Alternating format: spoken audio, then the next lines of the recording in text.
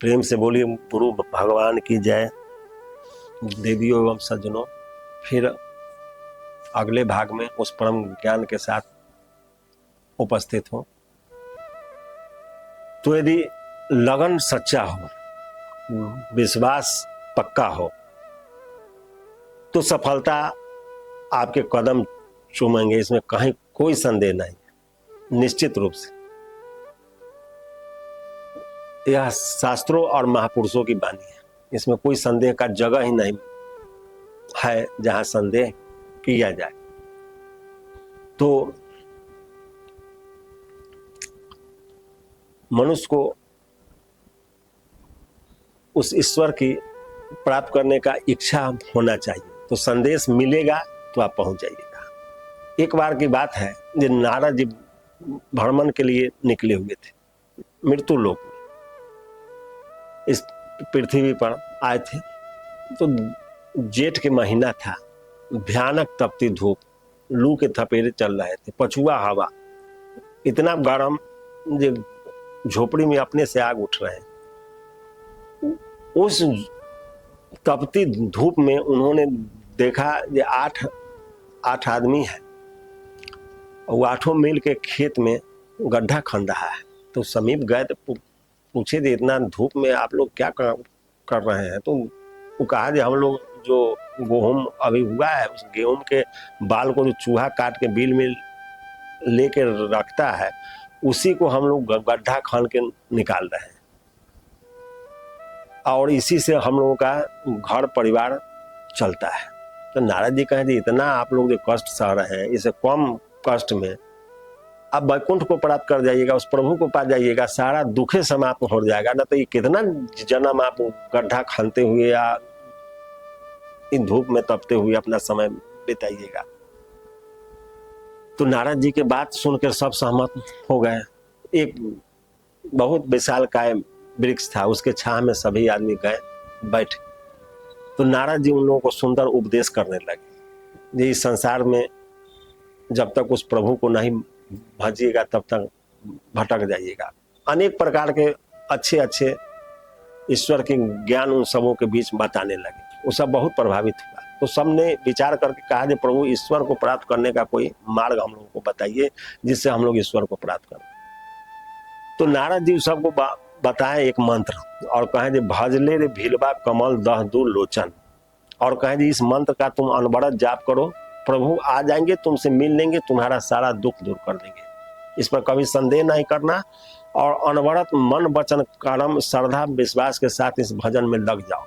अभी से इस मंत्र का जाप स्टार्ट कर दो और सारे मोह माया को छोड़ दो।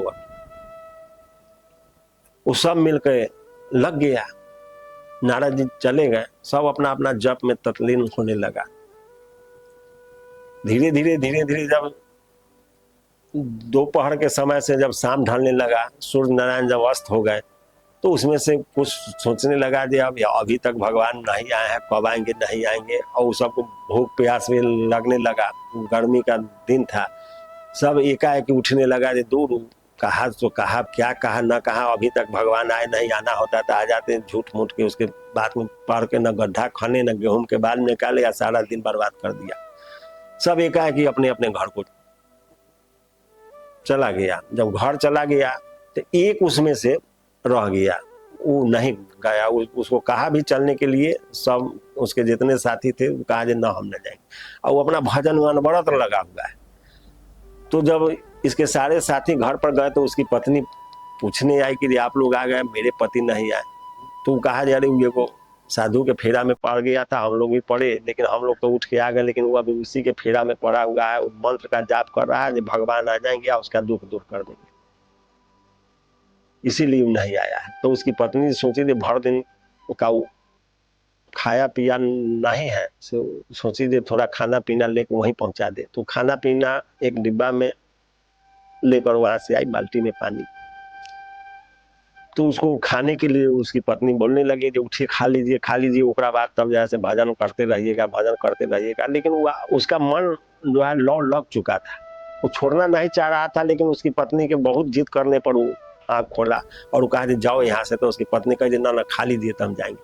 बड़ा जिद किया तो कहा देखो यदि हम मंत्र यदि कहीं भूल गए खाने में तो तुमको हम जान मार देंगे। तो कहा ना ना आप खाइए ना, तब तक हम मंत्र का जाप करते हैं, आप खा लीजिएगा तो हम फिर आपको बता देंगे और आप अपना फिर मंत्र जप करने लगेगा, चल जाएंगे, तब तक आप खाइए, आप मंत्र हम बताइए, हम उसका जैसे जप करते हैं। तो उसको बता दिया मंत्र, वो अब उसकी पत्नी मंत्र जाप करने लगी, वो खाने लगा।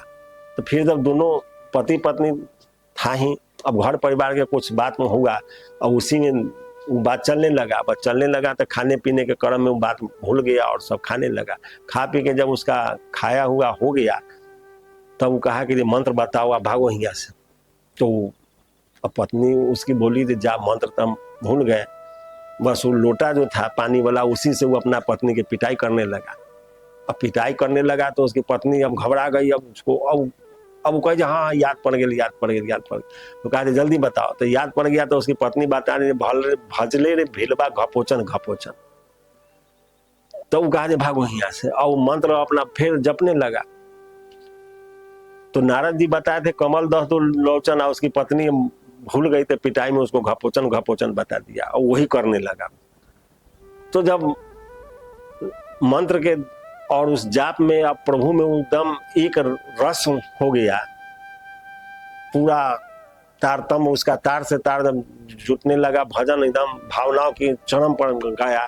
उसी मार्ग से रात्रि के समय भगवान भोलेनाथ माता पार्वती कहीं जा रहे थे, तो उसका ध्वनि सुने भजले रे भिलवा घपोचन घपोचन। तो पार्वती जी को बड़ा आश्चर्य हुआ, उस शिव जी से पूछे जे घपोचन कौन भगवान है।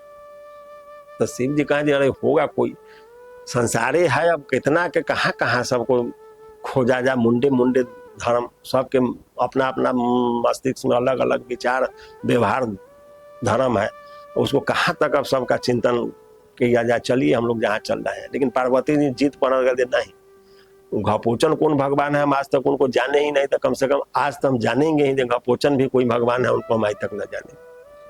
और जिद करने लगे, महादेव जी कितनों समझाए लेकिन माता पार्वती नहीं मानी। तो जब नहीं मानी तो उनको मजबूरी में हो गया, तो वो आकाश से जमीन पर आए तो भोलेनाथ कहे कि ठीक है आप जाइए पूछ के आइए जो कौन है। तो पार्वती जी कहे नहीं हम न जाएंगे, आप अपने जाइए, आप अपने। तो शिव जी कहे ना हम नहीं जाएंगे, जरूरी आपको न है, आप जाइए, तब तक हम यहाँ रुकते हैं। भोलेनाथ खड़ा हो गए, माता पार्वती उसे पूछने के लिए गए, तो उसे पूछे जो घपोचन कौन भगवान है उसका नाम बताइए, जो कौन भगवान है, आज तक तो घपोचन का नाम हम नहीं सुने हैं, बताइए कौन है कौन है। और दो चार बार बोले तो मने मने उसका उधर से ध्यान टूटता था, तो उसको दुख होने लगता था, जो आनंद से छूटने लगता था। इधर पार्वती जी जीत करने लगे तो मने मने सोचा कि एक औरत आई तो मंत्र के गड़बड़ा दी, आई फिर दोसर आ गया तो वो सोचा दे उसको तो लोटे से पिटाई हुआ, इसका तो हम जानो मार सकते हैं, इस बार डिस्टर्ब हुए तो यही सोच रहा था। तब तक इधर पार्वती जी का जिद उस पर हावी होने लगा। तो वो आंख नहीं खोल के, आंख बंद में ही कहा, उससे कहा गया जो तोरे भतार के नाम है घपोचन, भागो यहाँ से। पार्वती जी की इस बात से बहुत आश्चर्य हुआ, वो आए उधर से गुस्सा में शिव जी पर बरस गए, कहे कि आप आज तक यह नहीं बताए जो घपोचन मेरा नाम है, और हम आपसे जब पूछे तो आप यहाँ भी नहीं बताए, लेकिन वो तो यही बताया जो तोरे भतार के नाम है, तो घपोचन आपका नाम है। तो शिव जी कहे हाँ हमारा नाम घपोचन भी है। तो कहे आज तक बताए कहा, कितना नाम बताते रहे, नाम का अंत है। तो और माता पार्वती कहे जब आपका ही नाम है और वो भजन कर रहा है, आपको इतना प्रेम भाव श्रद्धा से आपको याद कर रहा है, आपका भक्त है, तो उसको जो फल है अभी दे ही दीजिए। तो शिव जी कहे अच्छा होगा ना ना चलिए उसका अभी का अभी उद्धार कर दीजिए, जब आपका घपोचन नाम है हम आज जाने हैं, तो आप उसको पूरा चीज से भर दीजिए जो उसको कभी कोई कष्ट नहीं हो। फिर महादेव जी और माता पार्वती आए और उसको मनवांछित वरदान दे दिए, कहे जो उठो उठो, नहीं उठा तो फिर भोलेनाथ कहे जा रहे हम तुम जिसका मंत्र जाप कर रहा है वही भगवान हम है। आँख खोलो, जब आँख खोला तो साक्षात दर्शन होगा माता पार्वती या भोलेनाथ को। तो उसको कहें कि तुम्हारे मन में जो जो अभिलाषा है, तुम जो चाहते हो, यदि कोई और भी विचार है तो बताओ, नहीं तो तुमको सारा इच्छाएं, सारा मनोकामना पूर्ण हो जाएगा। जाओ। तो भगवान को पा लिया और भगवान उसको अंत में अपने धाम में भी प्रवेश करने का अनुमति दे दिए कि तुम सांसारिक भोग विलास करने के बाद मेरे धाम में स्वेच्छा से वापस हो जाएगा, तुमको यम का कोई फांस नहीं लग सकता है। तो जब सच्ची श्रद्धा हो, विश्वास हो, तो मंत्र माने नहीं रखता है। आप कितना हो शुद्ध मंत्र जप रहे हैं, आपका श्रद्धा नहीं है, विश्वास नहीं है, प्रेम नहीं है, तो समय आपका व्यर्थ ही जा रहा है।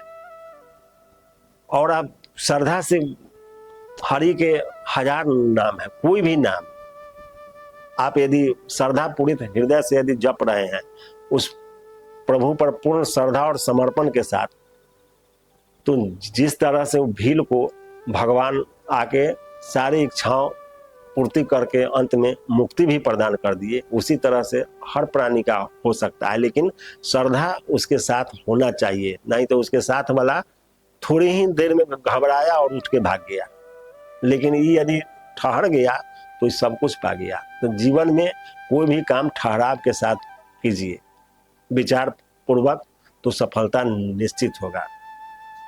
फिर अगले भाग में। जय गुरुदेव।